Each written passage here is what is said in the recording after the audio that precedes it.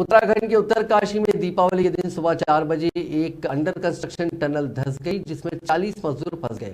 Chardham project के तहत ये टनल ब्रह्मा कमल और यमुनेत्री नेशनल हाईवे पर इसके बीच बनाया जा रहा है।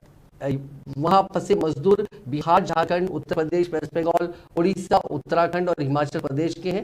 एनडीआरएफ, एसडीआरएफ, आईटीबीपी, बीआरओ और नेशनल हाईवे के 200 से ज्यादा लोग 36 घंटे से रेस्क्यू ऑपरेशन में लगे हुए हैं। सीएम पुष्कर सिंह धामी ने बताया कि सभी मजदूर महफूज हैं, उन्हें वॉकी टॉकी के जरिए उनसे राब्ता किया गया है, खाना पानी पहुंचाया जा रहा है। National highway and infrastructure development corporation limited ने पीर को एक रिपोर्ट जारी करके बताया कि मलबा हटाने के दौरान टनल के ऊपर से मिट्टी और पत्थर गिर रहे हैं। इससे रेस्क्यू ऑपरेशन में दिक्कत आ रही है।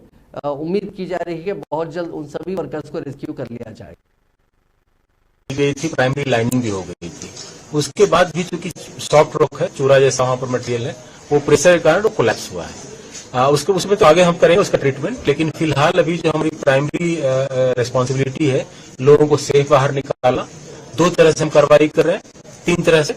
एक तो सबसे पहले ऑक्सीजन अंदर भेजना, पानी, खाना वो भेजा जा रहा है पाइप के थ्रू। दूसरा है जो वहाँ मटेरियल है उसको अभी जितना हम निकाल सकते हैं, जैसे भी